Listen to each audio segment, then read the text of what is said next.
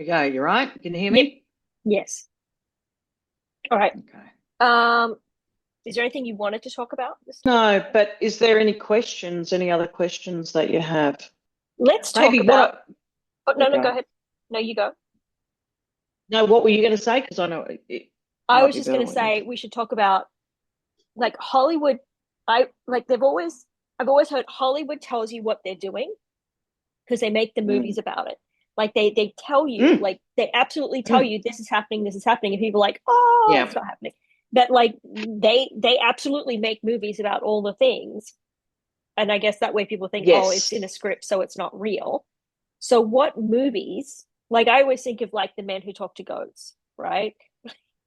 George Clooney, and like Yes. that's that Well, that whole no. That is actually okay. Do you know who George Clooney plays in that? isn't he Lieutenant like Colonel Michael Aquino. Michael Aquino.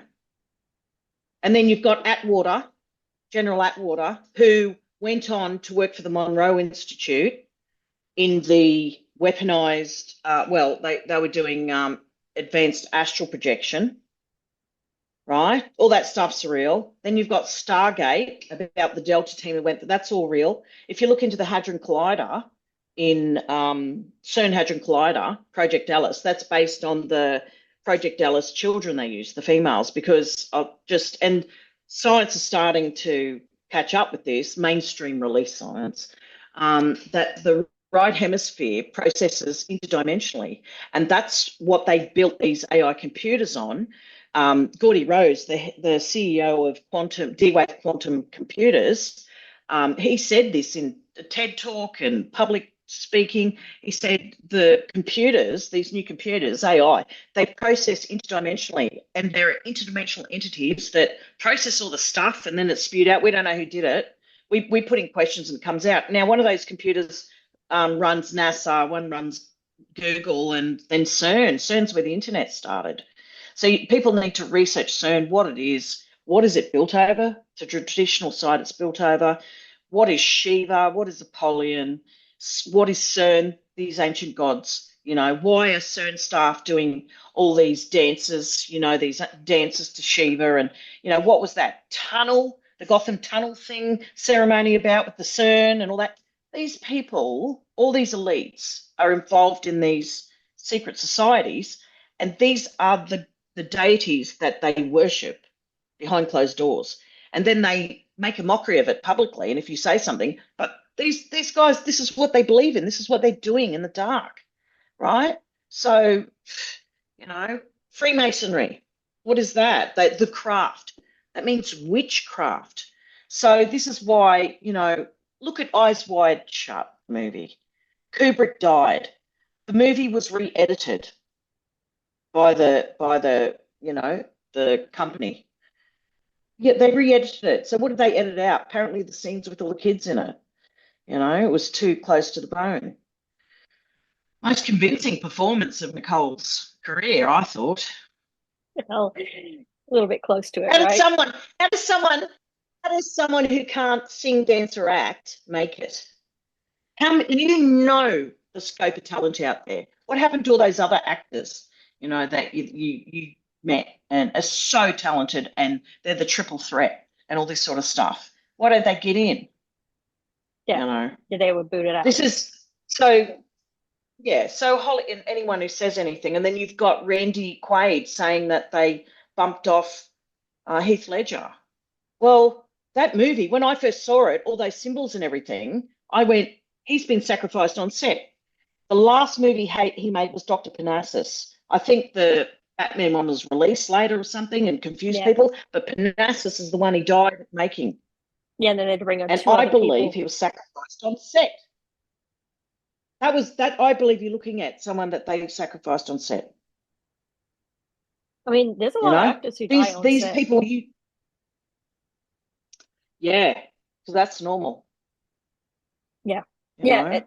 It like even Brandon Lee in The Crow when he was, whoopsie daisied. Mm. Mm. And guns going off, like they're supposed to be checked and supposed to have blanks in them and stuff. Like, what is that? Yeah. You know? Yeah. So Yeah. yes, definitely Hollywood releases, Schwarzeneggers, a lot of his, like Terminator and the what is it, the Sixth Day or something, and all these things.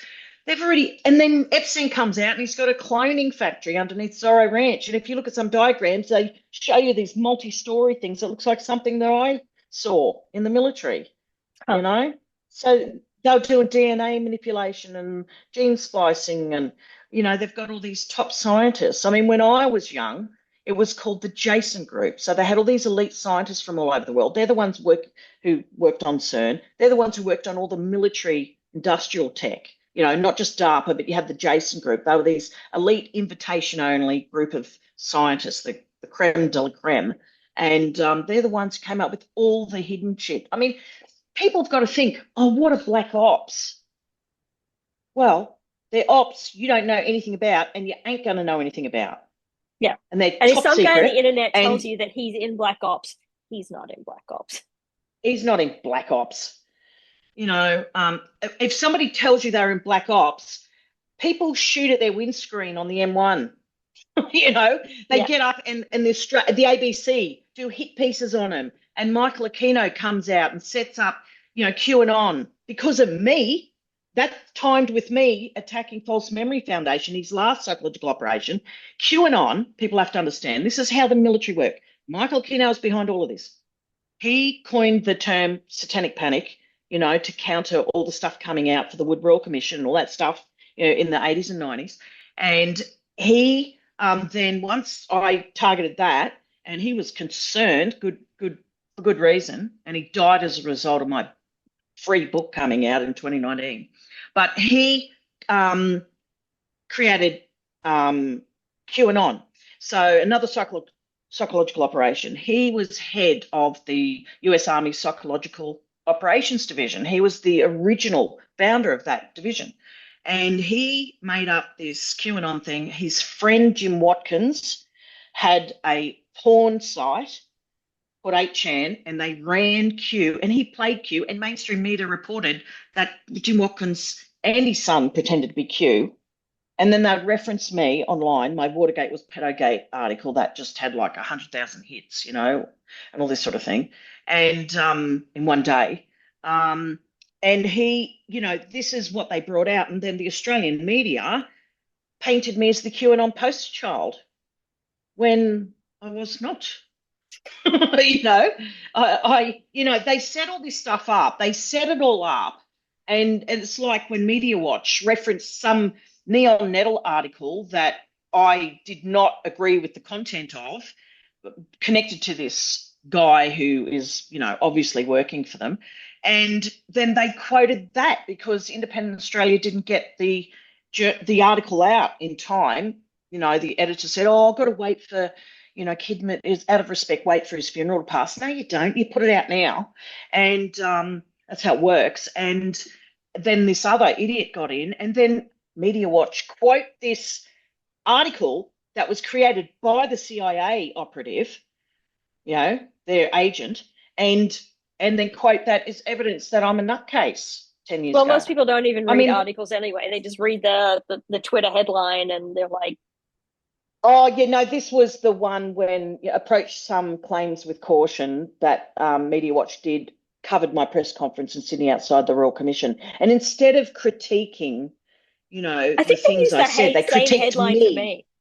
Yeah, that was like the exact same headline they used with me. It was like, because they were like, why am I speaking out now? And yeah, approach some claims. It was the exact same one. Like, so then that your perp is part of the people they're protecting. It's part of, he must be part of the greater pedophile ring that the Wood Royal Commission sealed the files of for 90 years. Well, so one of the other girls, when my stuff blew up really big, but one of the other girls had been to the police twice before. And like each time her stuff just disappeared, like completely disappeared. And at one point, I think one of them was saying that they got to a point where it was on a court docket and the whole page from the court docket disappeared. And then when I went public, the mum went to the cops and was like, okay, well, now it's the third time. And they were like, we don't have any of your paperwork. It's all gone. And she's like, well, thankfully I kept copies. Always, when you make a statement, take a signed copy with you at home, but the cops often won't give you one. They go, no. They wouldn't let me have them because they were scared I was supposedly because I was going to give them to the journalists. And it wasn't until I had to do extra stuff and they were going to fly over to the US, but they ended up having just local cops interview me.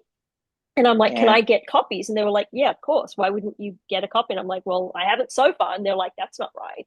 Well, the Sydney cop in charge of my whole case, and they investigated and they went out to Engadine and knocked on doors and whatever. And people coughed up. There's one lady in McAllister Avenue, Fran, who knew my dad and knew some stuff that happened and said, yeah, it's true. And they found some stuff at the old house before it was demolished and all these satanic symbols and stuff stuck on the windows and all this sort of stuff, and went looking for dead bodies, but they would have been moved by then. I said to the cops, they don't leave dead bodies there. They do a ritual, they, remove it.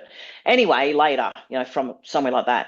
Anyway, they did all this, and then I found out later on there was a lawyer contacted me and the client, and the woman's son had been trafficked, and the dirty cop who had done all that was the cop in charge of my investigation. So when I had a good cop who took the statements. Anyway, I went for 2 days of witness statement making.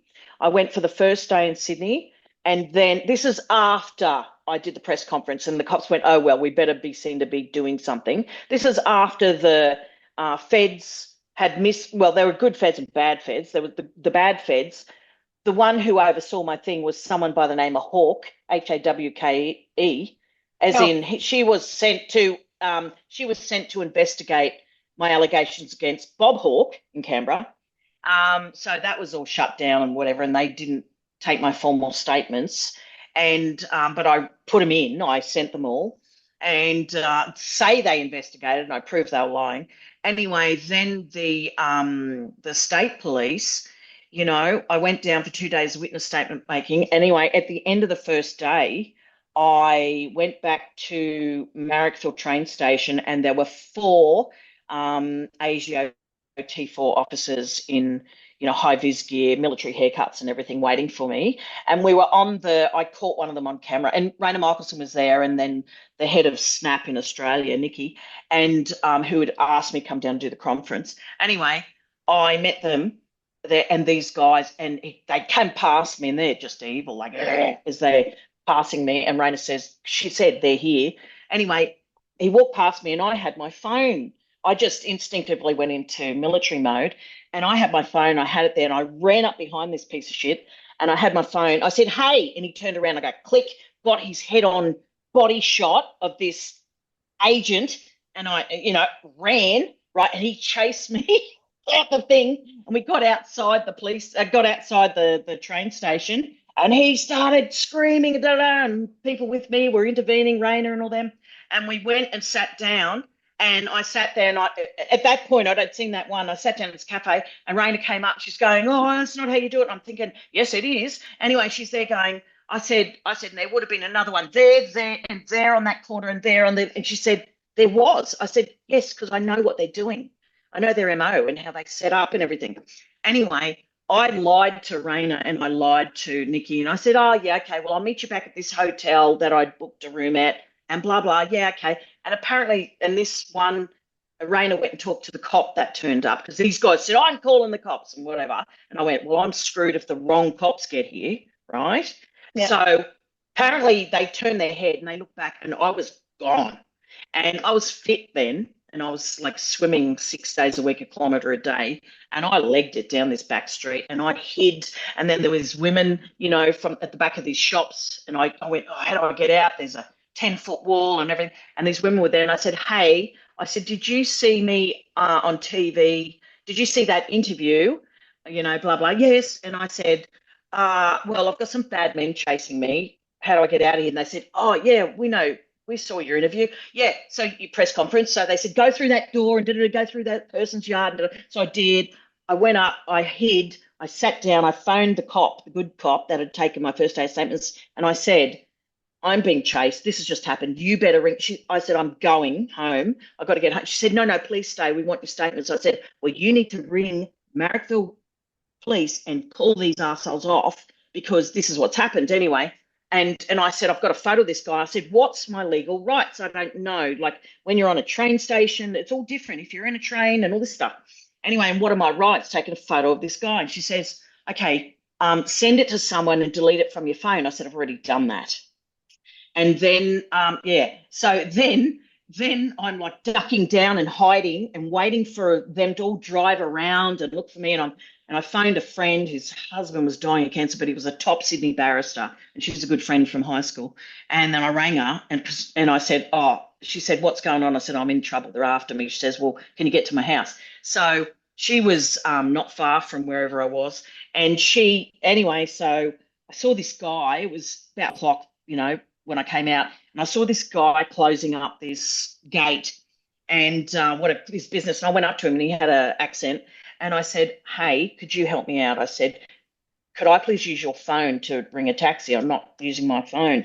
And he goes, oh, okay. And he said, taxi station over here. And I said, look, there are some bad guys chasing me and I've got to get safely somewhere. He says, I take you to taxi place, And it was a bit of a walk, a few blocks or whatever. I said, hey, I had a black leather, duffel bag type thing and a black handbag. I said, if you carry this duffel bag, I said, we'll look like a couple. So I did, because I changed my shirt, but I didn't have a different hat. And, I'm doing all this shit. And then, so this guy walks with me, and if anybody had been looking for me, it wouldn't have stood out enough, So he got me to this taxi place. He said, hey, he's going like this. He's going, taxi, and it was a taxi repair place. It wasn't even a taxi station. And he said, and I said, do not log it. I'll just give you cash. Do not log it in. Do not do nothing. And so he drove me, and I got to my friend's house where I knew I was safe because top barrister. Anyway, and it was like next thing that night, I'm there, was waiting for me to be on the thing, and then Media Watch did the hit. And I put up this post of this arsehole from T4, Asio, and I posted it to someone who was saying they're Asio. I said, hey, Asio, I said, you're following me, now I'm following you, on social media. And this sort of thing. And then, and then we're sitting there, Media Watch did this hit piece on me and arseholes and it was just like, this is the reality. And then the next day I went back to do the next statements, and I walked into this central police station near Central Station and met, I think her name was Danielle or something, and the good cop. And I went in there and I said, right, I said, listen, they're not going to be, and she had spoken American police, and they said, we knew there was something dodgy about those guys, because they were like, it was 4 something in the afternoon, and they didn't have a sweat. They were clean. Their clothes were all pressed. They looked like they just got them out of the laundrette, and no shadow on them or anything. Anyway, so the next day I walk into and I said to this chick who took my statements, I said, that room won't be available, because she'd booked this room, she thought, for 2 days, and there was no sign of the head cop, the dirty one. And I said, that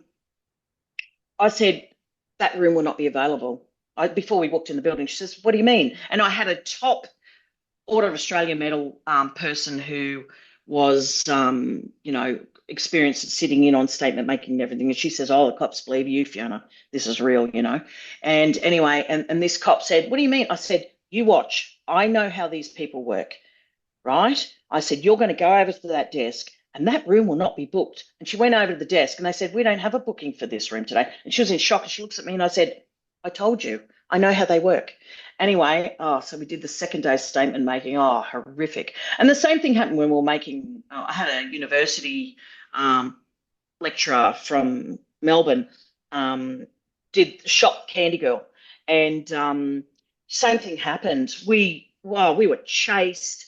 Base security from Holsworthy / Anstone nuclear reactor chased us. I had to take the wheel. It was like something of the Dukes of Hazzard. I'm like, get it, and I wish we got that in camera. And I did all this military trained driving. And then Steve McMurray, whose dad was in the military, says, oh, Fiona, you can tell the only other person like you is my dad, and he's ex-military. You have been trained, because I'm ordering this arts lecturer, and arty farty guy with the camera around. I think, get in the fucking car, get your ass in the car now, like this, and we're driving around in this bloody frog green car because the other one wasn't available, and like you could see us from space, it was like, but we parked so many things happened. We filmed at Bathurst City Hall, site of a big ritual party, and that with Richie Benaud is dead, and I don't know, Kim Beazley Senior who's dead, and some people who aren't dead. Anyway, so we did. So we're at Bathurst City Hall, and we had booked the hall. We had booked to be able to go there. No one had told the chick on on duty at the hall. So my daughter came. She shouldn't have, but she said, I'm not going with it. I'm not letting you go without me. Anyway, but it was a good cover because when we were busted on places we shouldn't be, they thought we're just art students. They saw my daughter and went, oh, you guys are art students. Oh, yeah, because I'd been to art college in Sydney, I could just talk shit about it. And so the places we filmed, you're not allowed to go for a lot of them.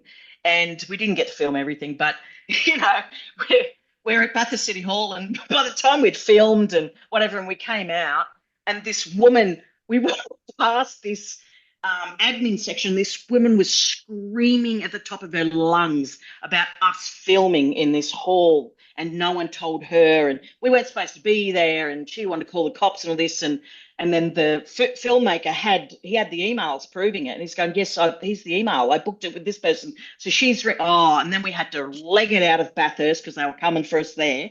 You've got no idea. Leonis Petraskis' daughter, Krista Petraskis, gave us all the boys went and saw her, and as one big cop, senior detective, said, I'm glad you didn't go. He said, we would have been looking for 3 dead bodies, Fiona.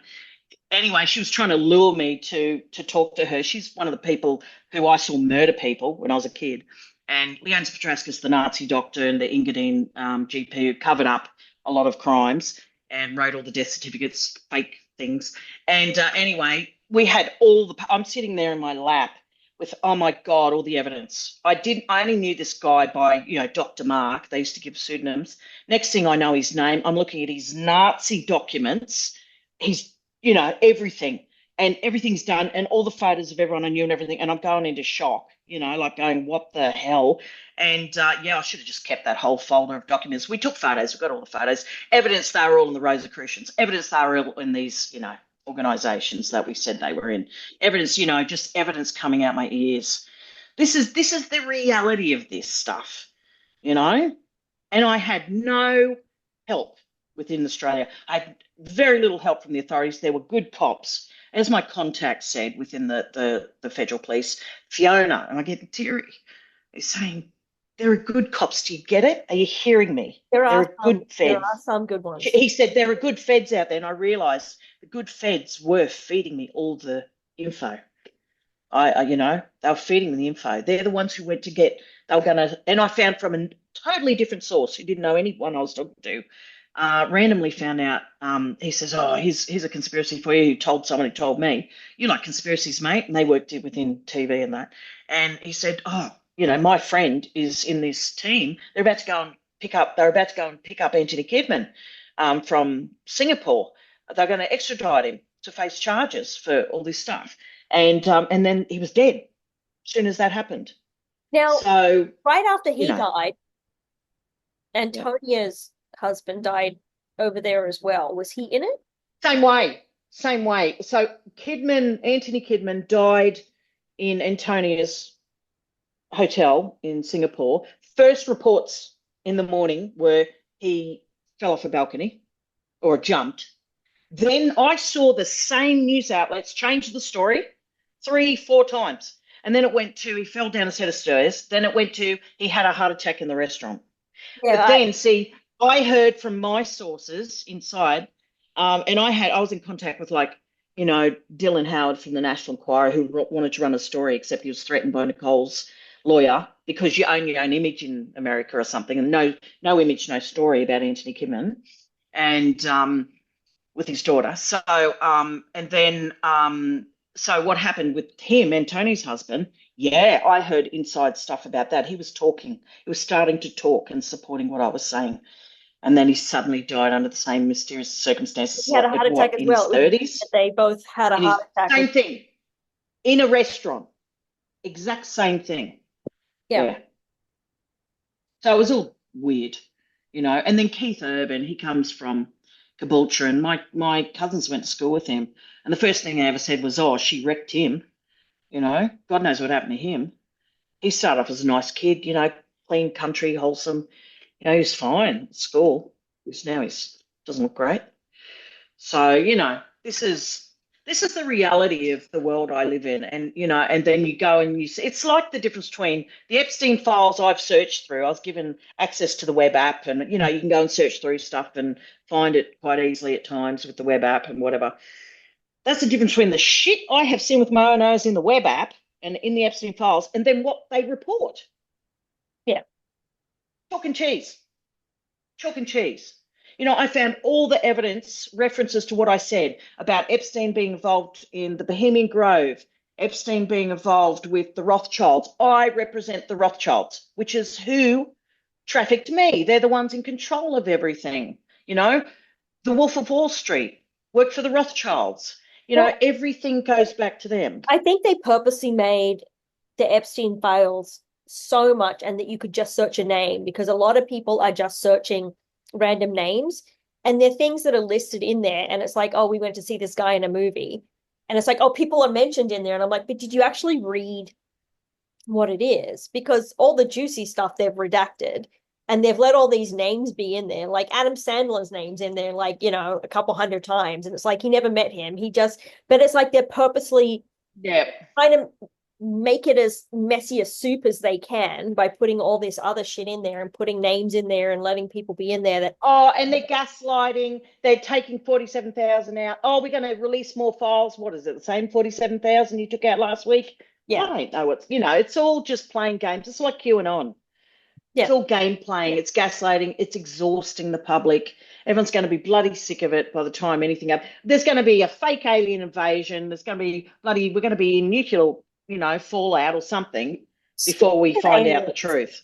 They always say, like, when people talk about they've had an alien encounter and they were, you know, abducted by aliens, and now they're saying that people who think that they're being abducted by aliens were actually victims of child abuse, and it's somehow they're that's not true, because the military, they've come out and there's been disclosure in France, in England, and then there's been some disclosure in America, but mainly France and England, full disclosure, pilots, you know, astronauts. They went to a big symposiums, I don't know, several years ago, and they sat there and said, yep, this is what happened, and they've let footage out and they've let this out. Look, I saw back-engineered Tesla craft at Pine Gap, had NASA written on it. They back-engineered it from something. Yeah. No, I remember when we there were aliens, like craft all the time, and you go down to Kayama and you would see, you know. Yeah. I mean, aliens there was stuff at Kayama. But it's all real, but it's so heavily controlled. There are too many testimonies out there. They're trying to muddy it by saying this instead of this, and it's just, you know, that it's it's just it's all real. And if you go to the bases, Dulcie, you know, they're working in with the humans there. You know, you had Phil Schneider came out many years ago, and he had the scars of being sliced here and down and gutted open by a laser weapon that these, you know, Dagon reptoid things had down the bottom. And he talked about it, and he did presentations and had metal that if you screwed it up and then you let it go, it folded out again like aluminium foil. He did all that, and he was assassinated for saying it. But he said that those Delta Force heroes rescued us. Delta Force was there. I mean, you know, I was there, you know, quite a few times at Dulcie. That's where they did a lot of the mind control stuff. They had a base there. That's when your John C. Lilly, you know, Michael Aquino, who's the others? Louis Jolyon West. All these mob were at doing MK Ultra stuff at that base. You know, it was a lot like the base underneath Pine Gap, which is CIA. I mean, Gough Whitlam, there was a coup d'etat and they got rid of Gough Whitlam. They threw him out. He wasn't going to renew the CIA's lease on Pine Gap. Bye-bye. He didn't even know ASIC existed, the other more secretive security agency in Australia. Our own Prime Minister had no idea anything that existed. But that's what it was all about. It was all about Pine Gap, you know?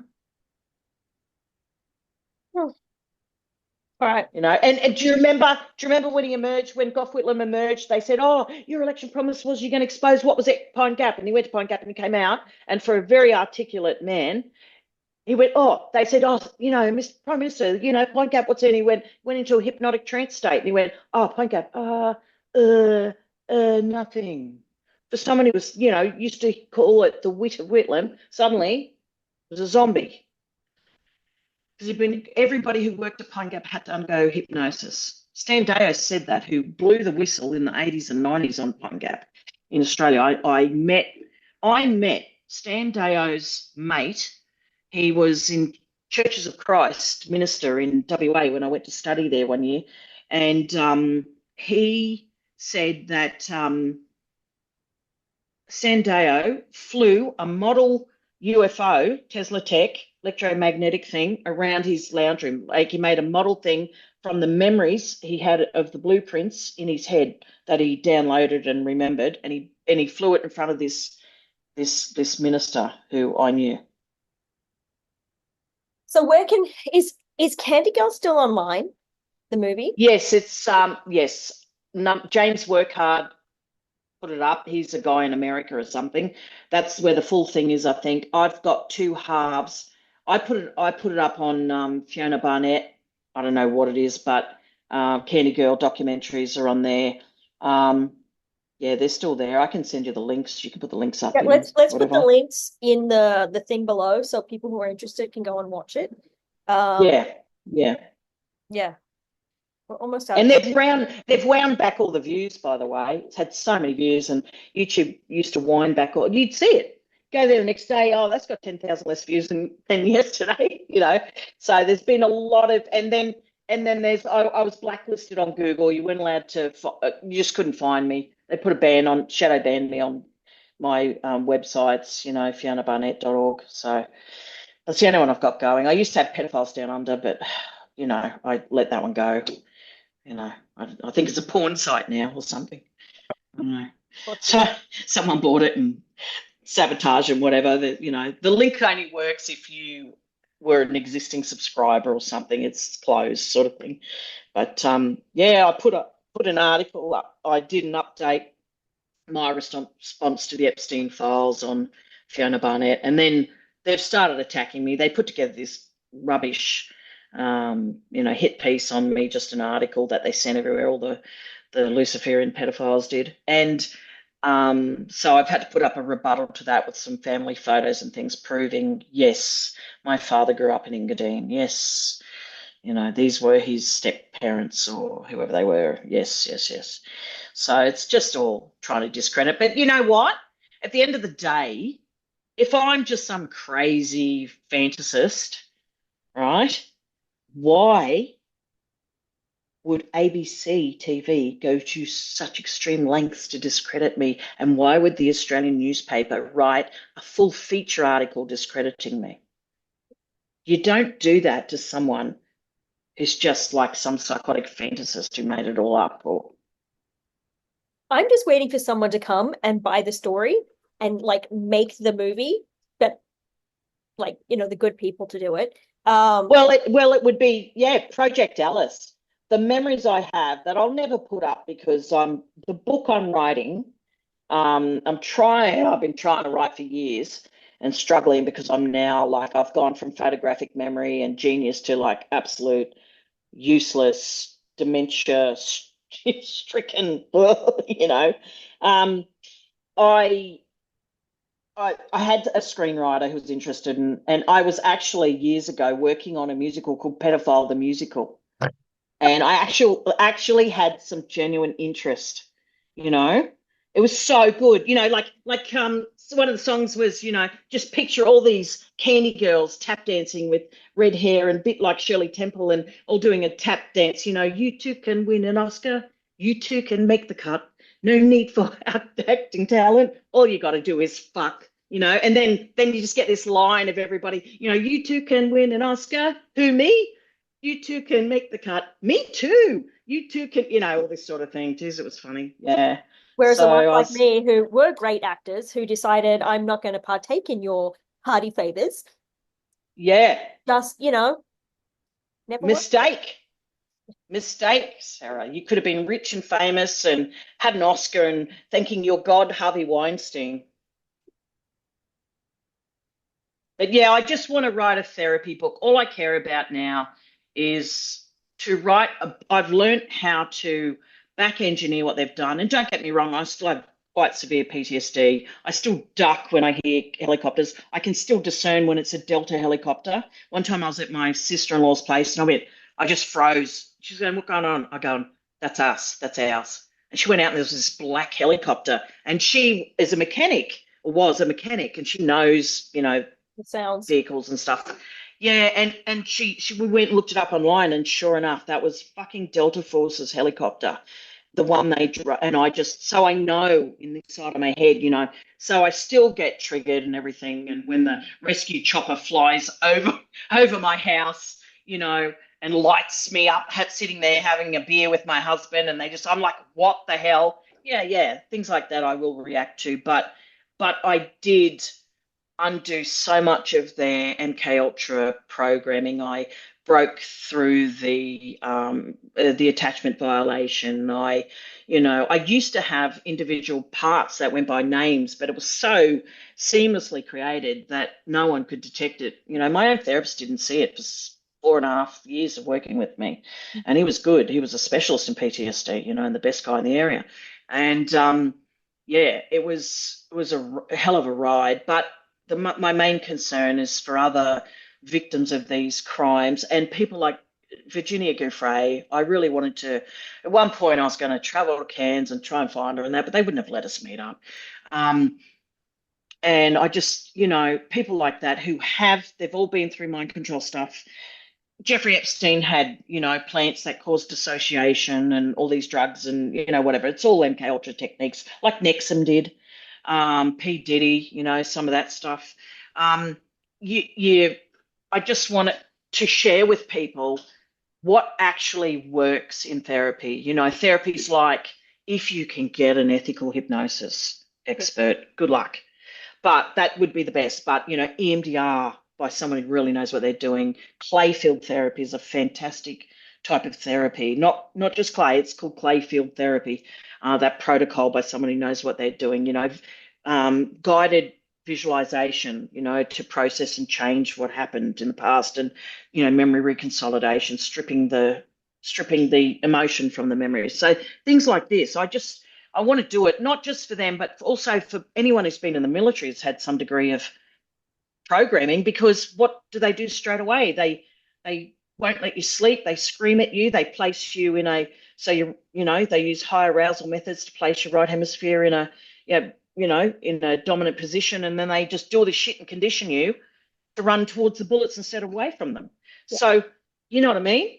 And which is another reason why I survived, and survived all the attacks from ABC, because and you are a bit like this. You're a bit like, I'm not taking any shit, We've got less than a minute left. Okay. Want to do another one? Yeah, one more. So we can, one more, no more. One more, no more. I might pull the beer out. Is it 1:12? Like, yeah. Yeah, it is. It's 12:30. There you go. I'm going to sit here with a stone and wood and just fuck. All right. I'm just thinking, all right, I'll see you in a minute. Okay. I'm just thinking, oh, who's going to try and sue me? But I don't own anything, so good luck. Sounds like all your friends own stuff, did they? Like, if they're being sued for a fortune and stuff, they had stuff to sue them for. Yeah. All I've got is debt. Do they want my debt? My HECS debt. I spent over $100,000 on my study. I got like $500 in my bank account, so good luck to them.